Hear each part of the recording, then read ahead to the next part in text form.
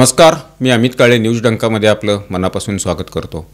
मित्रांनो, आज अहमदाबाद विमानतळावर अहमदाबादहून लंडनला जाणारं विमान कोसळलं आणि या अपघातामध्ये मृतांचा आकडा अजून समोर आला नसला तरी खूप मोठ्या प्रमाणावर जीवितहानी झालेली आहे। या घटनेनं केवळ भारतच नाही तर जगभरातून शोक व्यक्त करण्यात येतोय। या अपघातामध्ये मृत्युमुखी पडलेल्या सर्वांना न्यूज डंकाच्या वतीनं भावपूर्ण श्रद्धांजली।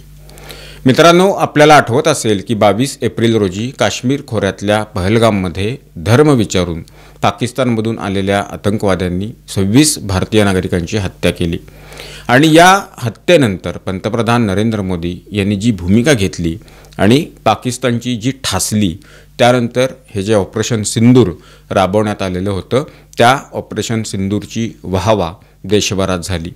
ज्या व्यक्तींचा मृत्यू या हल्ल्यामध्ये झालेला होता त्या व्यक्तींच्या कुटुंबियांनी या ऑपरेशन सिंदूरचं स्वागत केलं आणि पंतप्रधान मोदी यांनी या हल्ल्याबद्दल जी घेतलेली भूमिका आहे त्याबद्दल चांगल्या भावना व्यक्त केल्या। एकीकडे हे चित्र असताना दुसरीकडे काँग्रेस पक्षाला कसं राजकारण सुचत होतं हे पदोपदी दिसून आलेलंच आहे। ऑपरेशन सिंदूरच्या पूर्वी आपण भारत सरकारबरोबर आहोत आणि भारत सरकारच्या विरोधामध्ये काँग्रेसच्या कुणीही कसलाही विधान करू नयेत नेत्यांनी असं एक पत्र काँग्रेसच्या नेतृत्वानं काढलेलं होतं। तरी पण काँग्रेसचे काही वाचाळवीर हे भारतीय सैन्य दलाबद्दल आणि एकूणच केंद्र सरकारबद्दल बाष्पळ बडबड हे करतच होते। ही जी बडबड माध्यमांमध्ये सुरू होती ती अजून थांबत नाहीये। आज काँग्रेसचे महाराष्ट्राचे माजी प्रदेशाध्यक्ष आणि विधानसभेचे माजी अध्यक्ष नाना पटोले यांनी या सगळ्याचं टोक गाठलेलं आहे।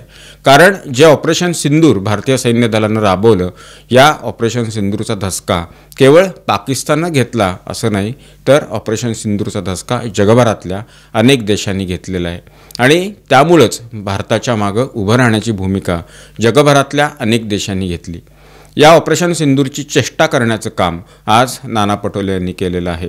लहान मुलं व्हिडिओ गेम खेळतात त्याप्रमाणे हे ऑपरेशन सिंदूर झालं असं धडधडीत खोटं विधान हे नाना पटोले यांनी केलं।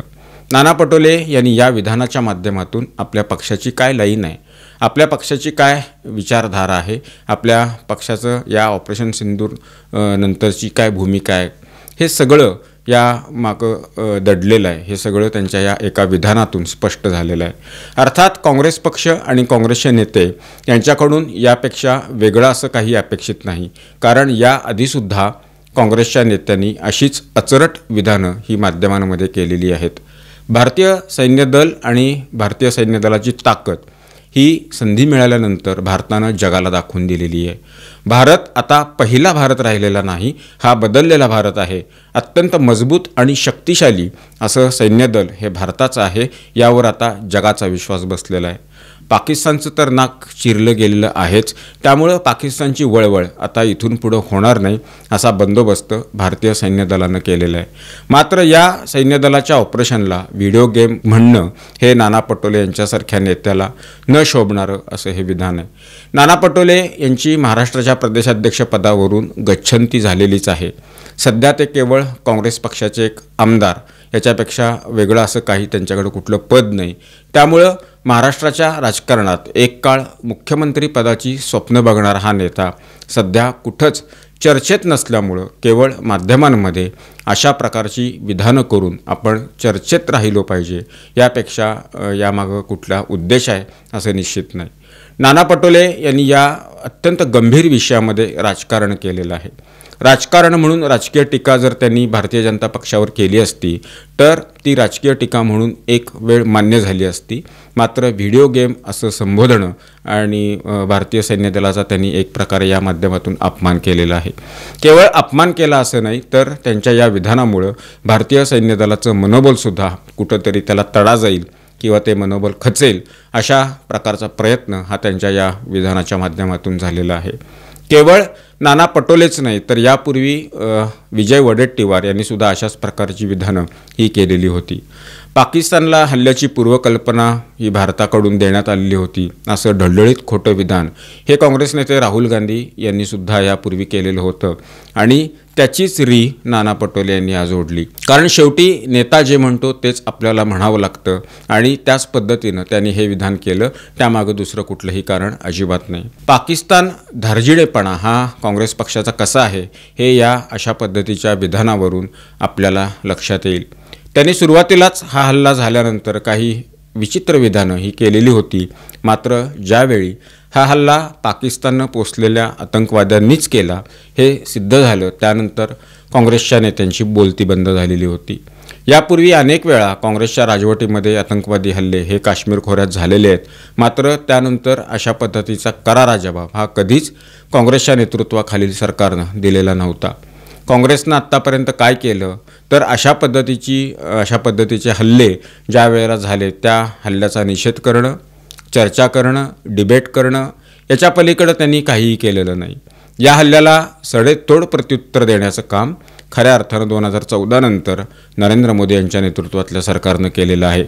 अगदी त्यातली उदाहरणच द्यायची झाली तर उरी असेल, बालाकोट असेल आणि त्यानंतर आत्ता पहलगामचा हल्ला, या सगळ्या हल्ल्याला सडेतोड प्रत्युत्तर हे नरेंद्र मोदी यांच्या सरकारनं दिलेलं आहे आणि त्यावेळी पाकिस्तानला त्यांची लायकी काय हे त्यावेळी दाखवून देण्याचं काम हे भारतानं केलेलं आहे। यावेळी तर एक नाही दोन नाही, पाकिस्तानमधले 9 आतंकवादी तळ हे उद्ध्वस्त करण्याचं काम हे भारतानं केलं। या हल्ल्यानंतर अनेक शिष्टमंडळं भारत सरकारनं सर्वपक्षीय खासदारांना एकत्र करून विविध देशांमध्ये पाठवलेली होती, त्याचीसुद्धा खिल्ली उडवण्याचं काम हे काँग्रेस पक्षानं केलेलं आहे।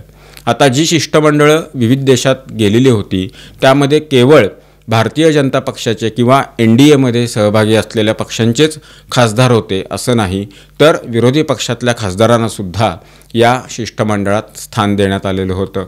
तरीसुद्धा काँग्रेस पक्ष या शिष्टमंडळाची चेष्टा करणं, खिल्ली उडवणं, या दौऱ्याबद्दल वाटेल ते बोलणं हे प्रकार हे शिष्टमंडळ दौऱ्यावर गेल्यापासून करत आहे।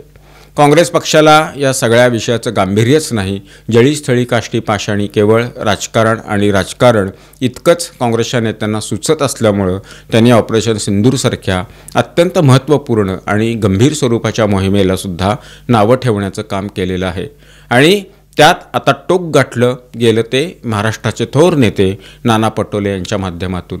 पटोले यांनी सैन्य दलाचा अपमान केला, त्यामुळे सैन्य दलाची माफी मागणं हे नाना पटोले यांचं कर्तव्य आहे असं आमचं ठाम मत आहे आणि नाना पटोले यांनी भारतीय सैन्य दलाची माफी मागितलीच पाहिजे, त्याला दुसरा कुठला पर्याय नाही।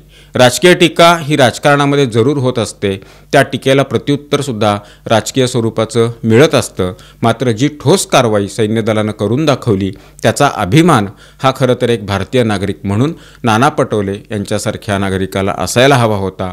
मात्र डोक्यात विचार जो आहे तो काँग्रेसी असल्यामुळं नाना पटोले यांनी हा अभिमान वगैरे सगळ्या गोष्टी बाजूला ठेवून उलट सैन्य दलाची चेष्टा करण्याचं काम केलेलं आहे। खरं तर अशा पद्धतीची पोरकट विधानं करून काँग्रेस पक्ष आणि काँग्रेस पक्षाचे नेते आपल्या पायावर धोंडा मारून घेतात हे त्यांच्या लक्षात येत नाही, कारण भारतीय सैन्य दलाच्या बद्दल कुणीच असे शब्द काढले तर ते कुठल्याच सर्वसामान्य भारतीय नागरिकाला पटत नाहीत, त्याची चीड आल्याशिवाय राहत नाही आणि नाना पटोले यांचं हे विधान सर्वसामान्य भारतीय नागरिकाला चीड आणणारच असं आहे। अशा प्रकारची विधानं काँग्रेस पक्षाचे नेते जर करत बसले तर खरोखरच काँग्रेस पक्ष औषधालासुद्धा शिल्लक राहणार नाही। तूर्त इतकंच। हा व्हिडिओ आपल्याला कसा वाटला ती आपली प्रतिक्रिया याबद्दलची आपण कमेंट बॉक्समध्ये लिहून जरूर कळवा। व्हिडिओ आवडला असल्यास तो लाईक करा, शेअर करा, आमचं चॅनल आठवणीनं सबस्क्राईब करायला विसरू नका। धन्यवाद आणि नमस्कार।